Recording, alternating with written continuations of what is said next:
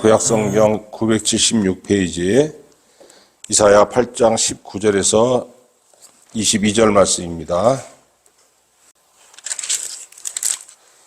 같이 읽겠습니다. 어떤 사람이 너희에게 말하기를 주절거리며 속살거리는 신접한 자와 마술사에게 물으라 하거든 백성이 자기 하나님께 구할 것이 아니냐 산 자를 위하여 죽은 자에게 구하겠느냐 하라. 마땅히 율법과 증거의 말씀을 따를지니 그들이 말하는 바가 이 말씀에 맞지 아니하면 그들이 정녕 아침빛을 보지 못하고 이 땅으로 헤매며 곤고하며 굶주릴 것이라. 그가 굶주릴 때에 격분하여 자기의 왕과 자기의 하나님을 저주할 것이며 위를 쳐다보거나 땅을 굽어보아도 환난과 흑암과 고통의 흑암뿐이리니 그들이 심한 흑암 가운데로 쫓겨 들어가리라. 아멘. 지금 온 세상이 난리입니다. 난리. 유럽에서는 우크라이나, 러시아가 전쟁을 하고 있는데 이 전쟁이 거기서 끝나는 것이 아니고 유럽 전역으로 확대될 가능성이 조금씩 보이고 있습니다. 아시아는 어떻습니까? 대만하고 중국이 삐걱거리면서 몇 년 후에 중국이 대만을 침공한다 이런 얘기들이 있고 그렇게 되면 그걸로 끝나나요? 일본하고 한국이 자동적으로 그 전쟁에 개입하게 되는 겁니다. 또 북한은 어때요? 연일 미사일 쏴대면서 우리를 위협하고 있습니다. 이것뿐만이 아니고 코로나 한 2년 가까이 겪었더니 그 후유증으로 지금 경제가 삐걱거리고 있지 않습니까? 물가가 올라도 너무 오르고 인플레이션이 되고 그러니까 지금 기업하는 사람들이 실제로 제가 통화를 하면서 들은 거예요. 죽겠다 그럽니다. 반토막 났대요 뭐든지. 사장이 생산 라인에 들어가서 일을 안 하지 않습니까? 사장은 영업을 하고 전반적으로 관리를 하는 직책인데 너무 힘들어가지고 직원들을 반을 내보내고 사장이 직접 라인에 들어가서 생산을 한다고 그러더라고요. 저한테 그렇게 호소를 합니다. 젊은 사람들은요. 취업이 안 되니까 나름대로 힘들죠. 좋다고 하는 사람이 하나도 없습니다. 환경은 어떻습니까? 난리잖아요. 어떤 곳에 물난리가 나가지고 몇십 명, 몇백 명이 죽고 다치고 반대쪽에서 어떻습니까? 비가 안 와가지고 너무너무 뜨거워져서 그 산불이 나가지고 또 거기에 또 몇천 명, 몇만 명 이재민이 발생하고 지구 전역이 평안한 곳이 한 군데도 없습니다. 여러분 이럴 때 사람들이 답답합니다. 이거 미래가 어떻게 되는 거야? 이거 이래가지고 살 수 있어? 불안한데 이거 어떻게 해야 되나? 그러다 보니까 사람들이 어디에 눈을 돌리냐면은 무당들, 점쟁이들. 무당과 점쟁이는 한국에만 있는 게 아닙니다. 서양에도 영매라는 다른 이름으로 그 무당과 점쟁이들이 존재합니다. 근데 동양이나 서양이나 무당과 점쟁이를 어떻게 인식하냐면 미래를 볼 수 있는 자들로 인식을 해요. 그렇기 때문에 찾아갑니다. 그래서 이렇게 어려울 때에 점집은 더 유행해요. 점집은 더 성행합니다. 더군다나 요즘은 또 무당들이 유튜브를 이용해가지고 자신들을 과대 홍보하지 않습니까? 굉장히 깨끗한 척도 많이 하고 그냥 아주 신령한 척도 많이 하기 때문에 거기에 현혹돼가지고 찾아가는 사람들이 옛날보다 더 많아질 겁니다. 성경은 이럴 때 어떻게 가르칩니까? 하나님 의지하고 기도해야지 이렇게 가르치는데 여러분 믿지 않는 사람들이 신앙이 없는 사람들이 무당과 점쟁이 찾아가는 거 누가 뭐라 그러겠습니까? 그렇지 옛날부터 몇천 년 전부터 있었던 현상인데 누가 뭐라 그러겠어. 그거는 비난할 수 없는 거예요. 그런데 문제는 뭐냐면은 예수 믿는 사람들 중에서도 미래가 불안할 때 지금 현재가 불안할 때에 점집을 찾는 사람들이 있더라는 겁니다. 꽤 많아요 생각보다. 왜 그렇습니까? 하나님은 멀게 느껴지고 이거는 가깝게 느껴지는 거예요. 너무 답답할 때. 30년 전쯤에 한 30대 초반인가 친구들과 경포대에 놀러 간 적이 있었어요. 거기에 가니까 휴가 내고 갔는데 가니까 길거리에 평일에 가니까 초성화 그려주는 사람들 그 다음에 점 보는 사람들부터 시작해서 여러 사람들이 있더라고요. 사진 찍어주는 사람들도 있고. 그 복채가 10,000원이니까 막 친구들이 보더라고요. 근데 어떤 걸 보냐면 사주풀이를 하는데 이만한 종이에다가 한자 이름을 물어봐요. 그 한자를 쓰면서 그걸 막 사주를 푸는 겁니다. 그런데 옆에서 이렇게 보니까 그 사주 푸는 게 아니에요. 뭐 부적 보면 저게 무슨 소리인지 도저히 알 수 없는 이상한 글자들이 있지 않습니까? 그 무당들이 쓰는 부적 보면 그런 거를 막 종이에다 막 쓰면서 와 굉장히 잘 씁니다. 정말 글씨를 기가 막히게 써요. 그러면서 줄줄줄 나오는 거예요. 당신 사주에는 뭐가 있으니까 당신은 뭐 쇠금자다. 그러니까 당신 사주에 쇠금자가 있기 때문에 당신은 직업으로서 기계 쪽, 철강 쪽 이쪽 일을 하는 게 당신에게 좋다. 이런 얘기하고 어떤 사람에게는 당신 사주에는 불화자가 있기 때문에 전기, 전자 쪽에 일을 하는 것이 어울린다. 이렇게 얘기를 해요. 그런데 정말 딱 들어맞게 쇠금자가 있다고 하는 사람은 기계 쪽 일을 하고 있었고 불화자가 있다고 하는 사람은 전자 쪽에 일을 하고 있었어요. 기가 막히게 딱 맞추는 거죠. 근데 저는 그걸 맞췄다는 게 신기한 게 아니고 도대체 저 글자가 뭐길래 그 판에다가 막 이렇게 쓰는 그 희한한 글자가 뭐길래 저걸 쓰면서 사람의 인생을 푸나 저 점쟁이가 저 사람의 미래를 보나 그게 궁금했어요. 저녁 때 친구들과 식당에서 밥을 먹고 있는데 마침 그 점쟁이가 들어오더라고요. 그 사람들 이제 식사를 하기 위해서 들어왔습니다. 일로 오시라고 그래서 제가 물어봤어요. 아니 아까 뭘 풀 때 막 쓰시던데 그 글자가 도대체 뭐예요? 물어보니까 이 사람이 씩 웃기만 하고 대답을 안 하는 거예요. 영업 비밀인가 봅니다. 주일날 교회 가서 제가 다니던 교회에 젊은 시절에 무속에 아주 심하게 빠졌다가 회심하고 돌아와서 은혜가 충만한 집사님이 한 분 계셨어요. 그래서 제가 물어봤습니다. 저 며칠 전에 경포대 갔는데 이러저러한 일이 있습니다. 그래서 그 실체가 뭔지 혹시 아십니까? 그 글자가 뭔지? 그랬더니 그 집사님이 뭐라 그러냐면은 이보게 그 글을 쓰는 거 다 폼이야. 그냥 네 시선을 거기다 이렇게 뺏기게 하는 거고 실제로는 귀신이 그 점쟁이 귀에다 대고 속삭여 주는 거래요. 저 사람 뭐가 있고. 그래서 신점을 보는 사람이었다는 거죠, 그게. 여러분, 이렇게, 오늘 19절 보세요. 19절 말씀 뭐라고 되어 있습니까? 어떤 사람이 너희에게 말하기를 주절거리며 속살거리는 신접한 자와 마술사에게 물으라 하거든 백성이 자기 하나님께 구할 것이 아니냐. 산 자를 위하여 죽은 자에게 구하겠느냐. 이렇게 얘기하고 있습니다. 여러분, 무당을 찾아가는 거, 정물 보는 행위는 뭐냐면요. 산 자를 위해서, 내 미래를 위해서 점치는 거 아닙니까? 너 살아있는 너를 위해서 왜 죽은 자에게 구하느냐 이렇게 물어보는 거예요. 무속은 과거에 죽은 사람들을 신으로 섬깁니다. 대표적인 게 뭐예요? 장군신이라 그러잖아요. 어떤 무당들 보면 최영 장군을 자기가 신으로 받든다, 이순신 장군을 신으로 받든다, 그래서 우린 세다 이렇게 얘기를 하는데 그 무당만 죽은 사람을 신으로 섬기느냐? 그러진 않습니다. 다른 나라에도 있겠죠. 조상 제사가. 조상신들 제사라는 이름으로 신들을 섬기잖아요. 어떤 사람이 예수 믿으라고 하면 이를 뿌득뿌득 깔면서도 조상 섬기는 일에는 정말 지극정성인 사람이 있었습니다. 그런데 그 양반 이렇게 보면은 자기 시어머니 생전에 절대 잘하지 않았어요. 오히려 주변 사람들이 수군거릴 정도로 시어머니에게 못했습니다. 그런데 시어머니가 돌아가시고 나니까 그 시어머니 제사에는 정말 지극정성으로 하는 거예요. 제가 하도 궁금해가지고 아니 왜 그렇게 조상 제사에 열심이십니까? 물어봤어요. 그랬더니 뭐라고 하냐면은 당신은 종교가 있으니까 잘 모르겠지만은 종교가 없는 사람들은 조상을 잘 섬겨야 후손이 복을 받습니다. 이렇게 얘기를 하더라고요. 여러분 이 말을 어떻게 생각하십니까?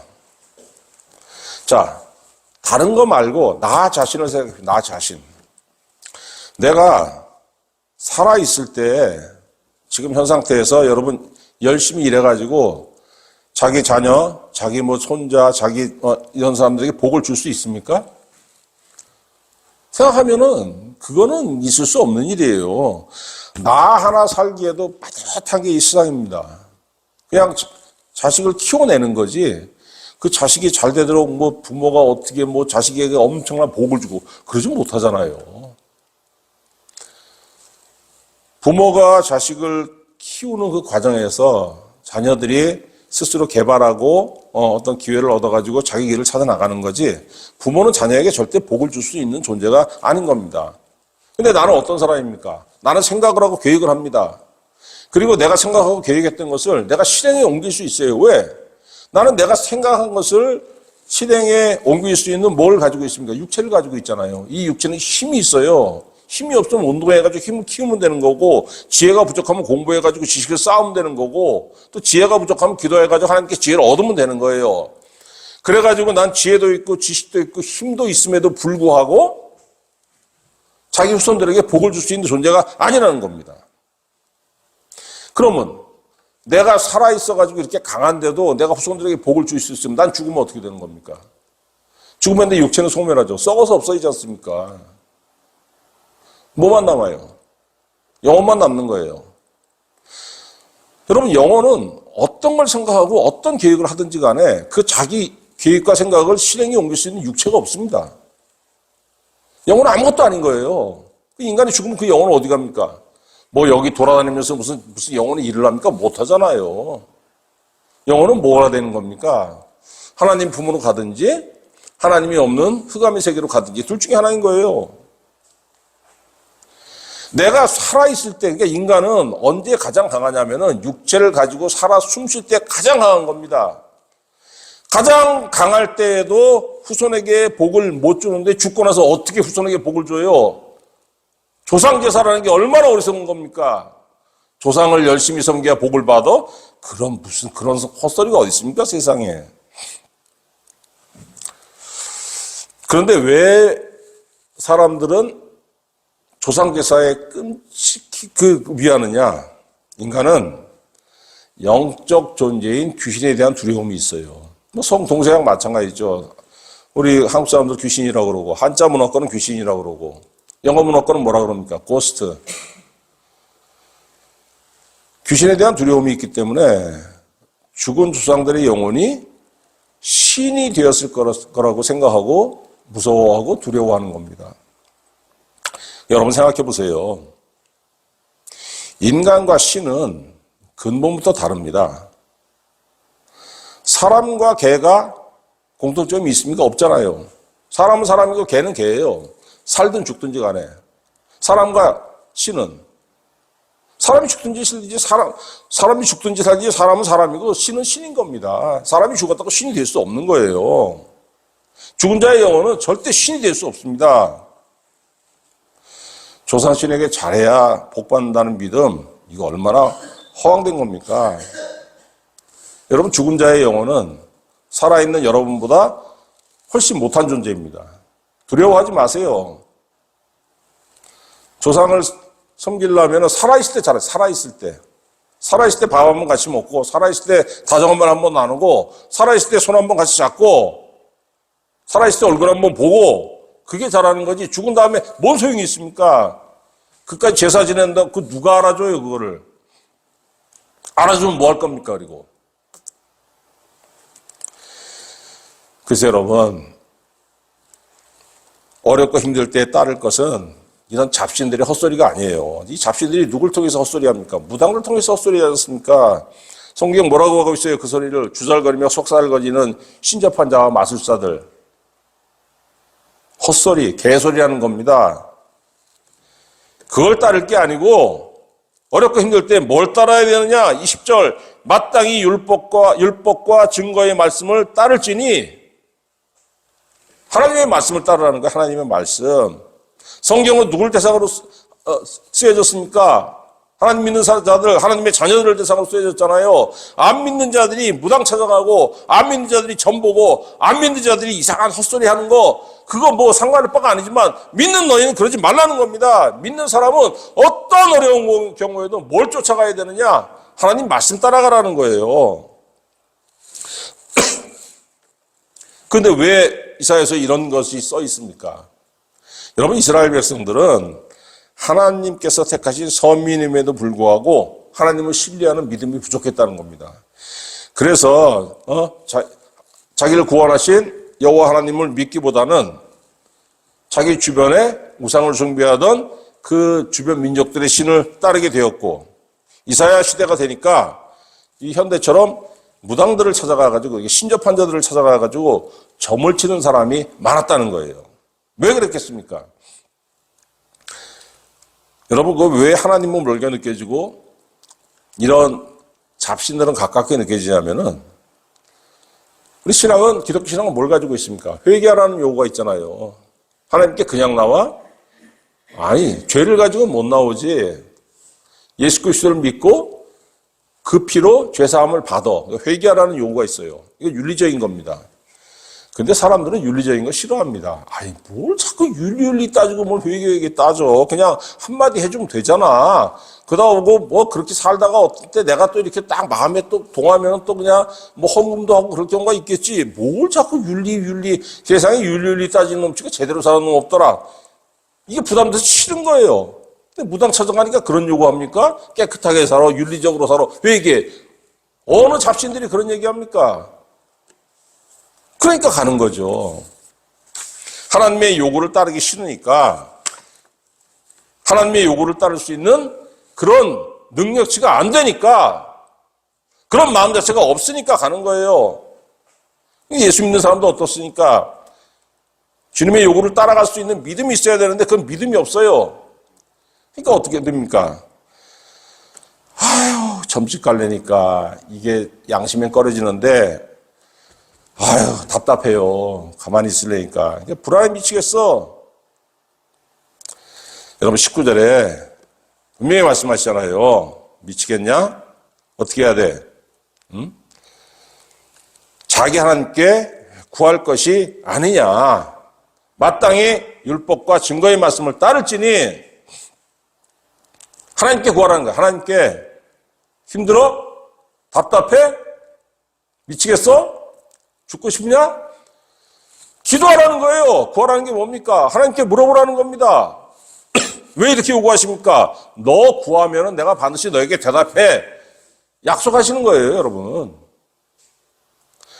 하나님 저 멀리 있는 신도 아니고 거리감 느껴지는 신도 아니고, 근데 사람들 그렇게 느끼죠. 하나님과 나 사이 너무 멀어.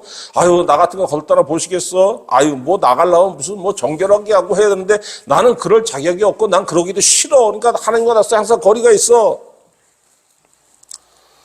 왜 이런 생각이 드냐면은 믿음이 없기 때문에 이런 생각이 드는 겁니다. 믿음이 있으면 하나님이 가깝게 느껴지는 거고, 하나님 항상 나를 위해서 일할 준비가 되어 있는 분이지. 믿음이 있으면 있을수록 이게 느껴지는 거예요. 믿음이 없으면 없을수록 멀게 느껴지고, 아유, 뭘 또 윤리적인 걸 요구하시려나. 아유, 까다로워. 여러분, 이 믿음이 약하면 약할수록 하나님을 의지하는 믿음이 없어지고 하나님은 저 멀리 계신 것 같고, 대신 어떻게 되는 겁니까? 그럼 뭐 하나님 저 멀리 계시면 나 혼자 뭐 독야청청 굳건하게 서가지고 내가 뭐 해결하리라 그럽니까? 그것도 안 되는 거예요. 그러면 사람을 의지하게 되죠. 심한 경우에는 예수 믿는 자임에도 불구하고 교회 다니는 자임에도 불구하고 무당들을 찾아가서 점을 보거나 그런단 말이에요. 제가 아는 교인들 중에서도 그렇게 얘기하는 사람들이 있어요. 너무 답답할 땐 가서 점 본다고. 근데 여러분 어떻게 됩니까? 20절에서부터 20절 후반절 보니까 그들이 말하는 바가 이 말씀에 맞지 아니하면 그들이 정녕 아침빛을 보지 못하고 이 땅으로 헤매며 곤고하며 굶주릴 것이라. 그가 굶주릴 때에 격분하여 자기의 왕과 자기의 하나님을 저주할 것이며 위를 쳐다보거나 땅을 굽어보아도 환난과 흑암과 고통의 흑암뿐이리니 그들이 심한 흑암 가운데로 쫓겨 들어가리라. 너 답답해서 앞이 안 보인다고 광명한 세상이 열릴 것 같지 않다고 점치러 갔는데 그거 아무리 쫓아다녀 봐. 너한테 그게 빛이 열릴 줄 아냐? 천만의 말씀이요. 없다는 거예요. 그러니까 뭐라고 합니까? 20절 후반절을 보니까 아침빛을 보지 못하고 네 인생에 아침빛 그런 거 없어. 왜? 하나님을 따라야 될 자가 예수 그리스도를 따라야 될 너는 거기에 속했는데도 불구하고 왜 거기에 속하지 못하고 그 행위들은 못하고 왜 헛된 걸 쫓아가냐는 거예요. 그러다 보니까 어떻게 됩니까? 평생 흑암 가운데서 인생이 꼬이고 누구 탓이에요? 자기 탓이죠. 그럼에도 불구하고 여러분 21절에 보니까 누굴 저주한다고 합니까? 자기의 왕과 자기의 하나님을 저주할 것이며. 여러분 인생이 배배 꼬이게 되면은 자기 탓 안 합니다. 누구 탓합니까? 부모 탓하고 친구 탓하고 형제 탓하고 또 정부 욕하고 하늘 욕하고 부모 죽고 난 다음에 유산 싸움 왜 해요? 뭐 자기들이 못나서 하는 거 아닙니까? 하나님 믿는 믿음 가진 사람들, 하나님 의지하는 사람들 그런 짓 안 합니다, 여러분. 또 사람을 의지하게 되면 어떻게 돼요? 주님을 의지하지 못하고 사람을 의지하게 되면은 잠언 29장 25절 사람을 두려워하면 올무에 걸리게 되거니와 사람을 의지한다는 건 사람을 두려워하는 거예요. 올무에 걸린다는 겁니다. 사람 믿고 따라가면은 언제든지 간에 덫에 걸려서 넘어지는 경우가 있다는 겁니다. 여러분 성경에 말씀하시는 올무는 뭐냐면 한 번 걸리고 넘어지면은 다시는 일어설 수 없는 죽음의 덫을 얘기하는 거예요. 사람 의지하고 살지 마세요. 여러분이 앞으로 뭘 하든지 간에 어떤 인생에서 어떤 일로 하든지 간에 절대적으로 의지해야 될 것은 하나님과 예수 그리스도지 사람 절대 의지하지 말라는 겁니다. 그렇다고 사람 무시하고 그게 아니라 사람이 여러분 인생의 인도자가 되지 못하고 사람이 여러분 인생에 어떤 후원자가 되지 못한다는 거예요. 물론 하나님께서 여러분 도우실 때 사람을 통해서 도우시죠. 근데 그걸 구분할 수 있어야 되는 거예요. 하나님께서 도우시는구나. 사람 무시하지 말란다 그래가지고 사람 무시하고 그러라는 게 아니고 어떤 사람하고든지 간에 참 친밀하게 지내야 되고 평강 가운데 지내야 되지만 반목하지 않고 저 사람이 내 인생의 든든한 조력자 후원자 아닙니다. 여러분 그런 거 없습니다. 그렇게 생각하면은 그 사람 때문에 덫에 걸려서 넘어지게 되는 거예요. 여러분 인생 박살나는 거예요. 잡신을 의지하건 사람을 의지하건 간에. 왜? 하나님 여러분 택했기 때문에 하나님만 믿고 따라가는 것이 여러분의 그 팔자인 거예요, 그게. 하나님께서 여러분을 다 얽어 놓으셨어요, 이렇게. 그 사람 의지하면 왜 무너지는 겁니까? 예레미야 17장 9절. 만물보다 거짓되고 심히 부패한 것은 마음이라. 누구의 마음? 사람의 마음이라. 그러니까 사람을 의지한다는 건 뭐냐면은 거짓되고 심히 부패한 것을 의지하는 거거든요. 그게 뭐예요? 썩은 지팡이 아닙니까? 아니, 다리가, 한쪽 다리가 부러져가지고 삐걱거리는 사람이 뭘 의지해야 돼요? 이거, 목발을 얼마나 튼튼합니까? 그걸 딱 짚고 있어야 안 넘어지지.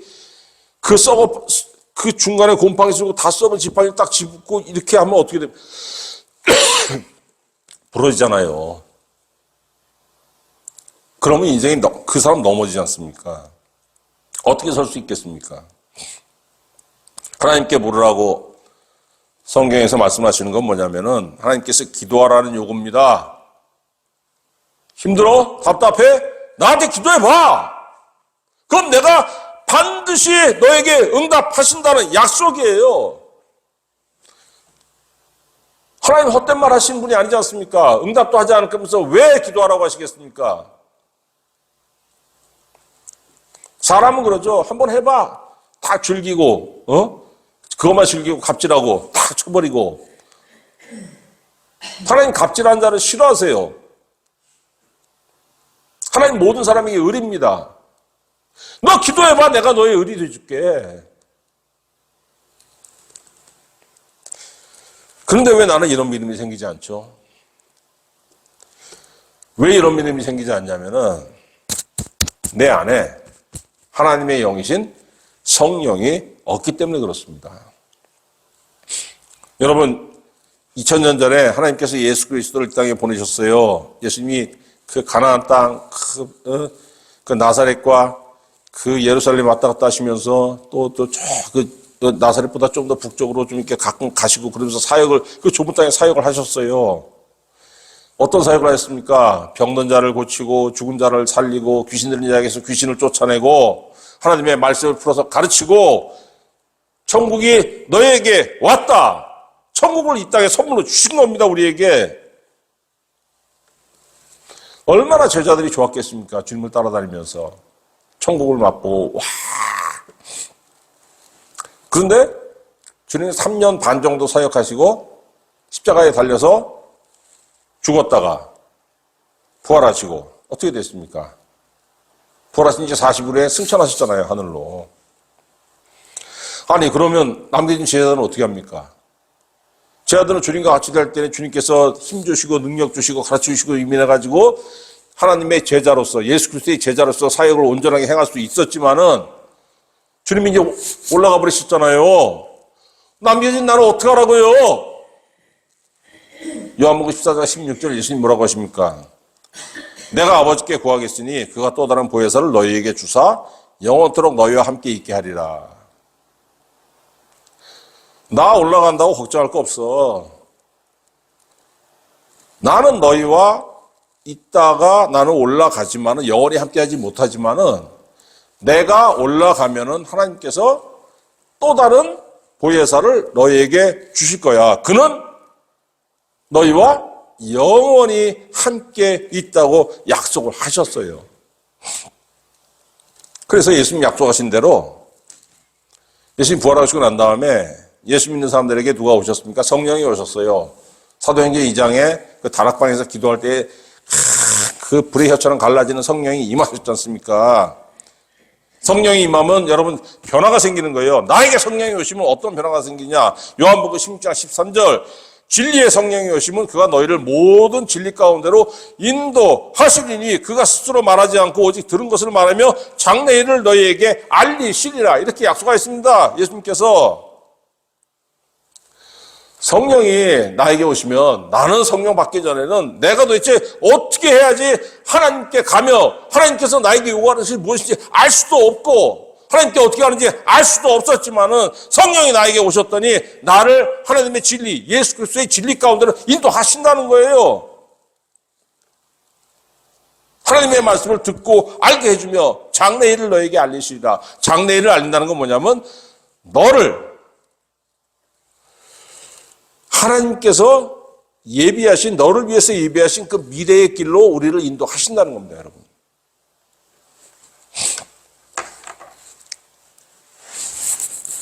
예수님께서 이 땅에서 사역하시면서 제자들에게 말씀을 가르치시고 능력을 주셨죠. 이 시대에 누가 그걸 하십니까? 성령이 하시는 거예요, 성령이. 성령은 하나님께서 여러분을 위해서 예배하신 게 뭐예요? 천국. 그냥 갑니까? 아니요. 믿는 자는 누구의 인도를 받아서 천국 가냐면은 성령의 인도를 받아서 천국 가는 거예요. 성령이 임하신 그때부터 여러분의 육체로 사는 그날까지 성령께서 여러분 안에 거하시면서 여러분 어떻게 인도하십니까? 천국의 삶을 살도록 인도하시는 거예요. 이 땅에서도 천국의 삶을 살고 육체가 죽은 다음에도 여러분의 영혼이 천국 가도록 성령께서 인도하시고 보호하시고 지켜주신다는 거예요. 그럼 성령 받으면 왜 이렇게 변합니까? 여러분 귀신 들린 사람 잘 보세요. 정상적인 사람 아니잖아요. 말하고 행동하는 게 누구의 말을 합니까? 귀신의 말을 하잖아요. 어떤 행동을 합니까? 귀신의 행동을 하지 않습니까? 포악해지고 난폭해지고 소심해지고. 저는 깜짝 놀랐어요. 귀신이 이 안에 탁 들어간 사람들 보니까 진짜 소심해져요. 사람들이 확 우라들어대요. 아, 나중에 생각해보니까 그럴 수밖에 없겠구나. 네 주변에 예수 믿는 사람이 얼마나 많니? 네 주변에 기도하는 사람이 얼마나 많니? 너는 그 사람들을 보면서 너는 본능적으로 공포를 느끼니까 너는 위축될 수밖에 없지. 자꾸 떨어지려고 합니다. 자꾸 숨으려고 그래요. 왜? 자기 자신을 드러내고 싶지 않으니까. 성령이 임하면은. 성령은 누구의 영이에요, 여러분? 하나님의 영 아닙니까? 나에게 없는 것들, 자연인인 나에게 없는 것들, 하나님의 성품 아니에요. 거룩한 게 뭐가 있습니까, 나에게? 온유한 게 뭐가 있습니까? 희락이 뭐가 있고 화평이 뭐가 있어요, 나에게. 근데 하나님의 영신 성령이 내 안에 들어오시니까 성령이 내 안에서 나로 하여금 하나님의 성품을 가지게끔 평생 동안 나를 인도하신다는 거예요. 하나님의 뜻에 맞게 변화되는 것, 하나님이 원하시는 모습으로 변화되는 것이 성령 받은 자의 미래라는 겁니다. 그래서 여러분, 하나님께서 요구하신 거예요. 헛된 데 눈 돌리지 마! 사람 바라보지 마! 잡신 바라보지 마! 나에게 물어! 내가 대답할게! 내가 응답할게! 내가 너와 함께 할게! 내가 너에게 성령 줄게! 나의 영을 너에게 부어가 줘가지고 너와 나 사이에 끈을 만들고 내가 너를 당기면서 인도할게. 누구에게 성령이 임합니까? 기도하는 사람에게 임하는 거예요. 누가복음 11장 13절. 너희가 악할지라도 좋은 것을 자식에게 줄 줄 알거든. 하물며 너희 천부께서 하늘아버지께서 구하는 자에게 성령을 주시지 않겠느냐. 기도하지 않으니까 그럼 성령이 임하지 않는 겁니다. 주여 성령 주시옵소서 기도해야죠. 어떤 사람은 이런 얘기를 하더라고요. 종교의 영역은 나는 절대 안 믿어. 나는 오직 과학적으로 검증된 것만 믿어. 저는 정말 궁금한 게 그 사람 마음이 힘들고 괴로울 때 그 과학적으로 어떻게 해소하는지 참 궁금합니다. 과학은 이런 것이 있다는 것을 알려줄 뿐이고 과학은 여러분 사람을 어떻게 즐겁게 하거나 뭐 사람의 운명을 바꿔주거나 전혀 그럴 수 없는 거예요. 또 어떤 사람은 어떤 얘기를 합니까? 요즘처럼 힘든 세상에서 뭐 믿음 하나 가지고 충분하나요? 그건 기본이고, 하나님은 하나님 영역이 있고, 우리의 영역이 있으니까, 뭔가를 그냥, 하나님과 관계없이 더 쌓고 더 가져야죠. 뭐 자꾸 믿음만 있으면 된다 그래. 여러분, 근데 그렇지 않습니다. 믿음 하나면 족한 거예요. 하박국 2장 4절. 보라, 그의 마음은 교만하며, 그 속에서야 정직하지 못하나, 의인은 그의 믿음으로 말미암아 살리라. 하박국 2장 4절. 분명히 말씀하셨어요. 너무너무 이스라엘이 범죄하니까 하나님께서 큰 환난, 그 바빌론을 일으켜가지고 이스라엘을 징벌하겠다고 선지자 하박국에게 말씀하셨습니다. 깜짝 놀랐어요. 아니 하나님, 아무리 우리 유다가 썩었기로써니 바벨론이 어떤 인간들입니까? 포악하고 우상 숭배하고 잔인하기로 양명 높은 자들인데 그들이 들어오면 그냥 노인이라고 뭐 임신한 유부녀라고 가리지 않고 싹 다 죽여버릴 텐데 잔인하고 포악할 텐데 어떻게 그런 걸로 징벌하십니까? 악인이야 죽어 마땅하지만은 그게 막 싹 쓸어가는 중에 하나님을 섬기고 하나님을 온전히 의지하는 자들은 죽을까 두렵습니다. 이게 선지자의 이게 걱정이었어요. 그랬더니 하나님께서 뭐라고 하십니까? 의인은 그의 믿음으로 말미암아 살리라. 세상이 뒤집히고 죽어나가도 믿음이 있는 자는 산다는 거예요. 왜? 그러니까 하나님이죠. 세상이 물길에 휩싸여서 수천 명, 수만 명이 죽어나갈 때에도 세상에 불이 나가지고 수천 명, 수만 명이 다 죽어나갈 때에도 하나님을 믿고 의지하는 자를 하나님께서 정확히 구분하시고 살린다는 겁니다. 그게 하박국 2장 4절의 약속이에요. 여러분 하나님께 묻는다는 게 뭐예요? 인생에 어려움이 닥쳤을 때 내가 어떻게 대처하고 어떻게 해야 되는구나 하는 그런 매뉴얼을 정확히 가지고 있는 겁니다. 우왕좌왕할 필요가 없어요. 그러니까 물론 어렵고 힘들면은 한숨 쉬고 눈물 납니다. 그 한숨 쉬고 눈물 나고 누구 욕도 해봤다가 원망도 하고 하는 겁니다. 그 다음에는 일어나가지고 그래 기도해야지. 이거 극복할 수 있는 거 기도밖에 없지. 기도하는 거예요. 내 인생에 어려움이 닥쳤을 때 어떻게 행할 것인가 정확한 매뉴얼이 있는 겁니다. 여러분 하나님께 묻는다는 거. 하나님이 그 사람과 함께 하시기 때문에 이 사람 흔들리지 않아요. 예레미야 17장 7절 무릇 여호와를 의지하며 여호와를 의뢰하는 그 사람은 복을 받을 것이라. 그는 물가에 심어진 나무가 그 뿌리를 강변에 뻗치고 더위가 올지라도 두려워하지 아니하며 그 잎이 청청하며 가뭄을 해도 걱정이 없고 결실이 그치지 아니함 같으리라. 누가? 하나님께 물어보는 자가, 하나님을 의지하는 자가, 하나님의 인도함을 받는 자가, 인생의 매뉴얼이 있는 자. 근데 이게 없으면 어떻게 됩니까? 아이고, 여기 기웃, 저기 기웃. 어려움이 닥치면 전화번호 보면서 아이고, 이 인간이 도와줄까, 저 인간이 도와줄까.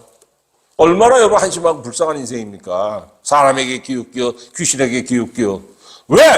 하나님이 나의 하나님 되신 걸 아는데 왜 의지를 못하냐고요? 왜?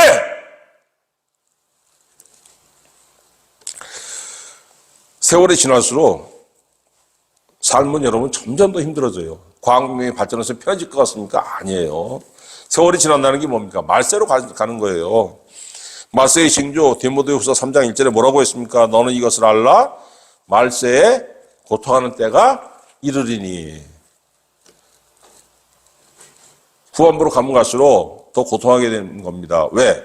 사람들이 자기를 사랑하며 돈을 사랑하며 자랑하며 교만하며 비방하며 부모를 거역하며 감사하지 아니하며 거룩하지 아니하며 무정하며 원통함을 풀지 아니하며 모함하며 절제하지 못하며 사나우며 선한 것을 좋아하지 아니하며 배신하며 조급하며 자만하며 쾌락을 사랑하기를 하나님 사랑하는 것보다 더하며 경건의 모양은 있으나 경건의 능력은 부인하니. 이게 여러분 말세의 모습이에요. 지금 똑같잖아요. 사람들이 자기를 사랑하며 돈을 사랑하며. 돈에 환장하는 시대 아닙니까? 돈에 환장하는 시대. 돈만 있으면 만사 오케이. 에브리스팅 오케이 시대예요 지금. 부모가 형제가 없어 돈 앞에서. 그때 사람들이 고통받는다는 거예요. 여러분 이런 세상 여러분을 발붙이고 있습니까? 성도에게는 없는 거예요. 아, 나 이런 세상 좋아. 나 도전할 거야. 이게 성도가 아닌 겁니다, 여러분. 성도의 마인드가 아닌 거예요. 여러분이 사는 세상이 아닙니다, 거기는. 여러분의 영역은 어디 있습니까? 하나님한테 있는 거예요. 물론 그 세상에 여러분 발붙이고 살아갑니다. 그러나 여러분의 마음은 어디에 있어야 됩니까? 하나님 나 필요할 때 기도하겠습니다. 인생이 어려울 때 기도하겠습니다. 인생이 평안할 때 감사하며 기도하겠습니다. 인생이 어려울 때는 눈물 흘리면서 하나님께 호소하고, 인생이 평안할 때는 웃으면서 감사하면서 기도하고, 내 평생 하나님을 의지하고 하나님께 물으며 살겠습니다.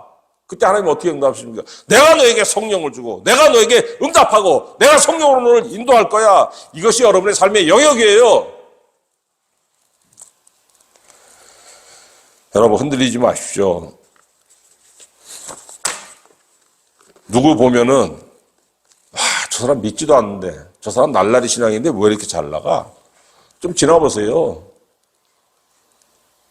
그거 확 자라면 급격히 자라가지고 급격히 사그라지는 거 여러분 알게 됩니다. 보게 됩니다. 그런 걸 자꾸 체험하면서 내 믿음이 자라는 거예요. 아, 성경 말씀이 맞구나. 급격히 자랐지만 풀같이 없어지리니. 이런 것에 여러분이 현혹되지 마시고 하나님께 물으면서 하나님께서 성령으로 응답하시는 삶. 이 삶을 바라보시고 기도해서 성령 받고 성령이 여러분을 하나님이 정하신 미래로 인도하시는 응답하시는 귀한 삶, 이 삶을 사시기를 우리 구주 예수 그리스도의 이름으로 축원합니다.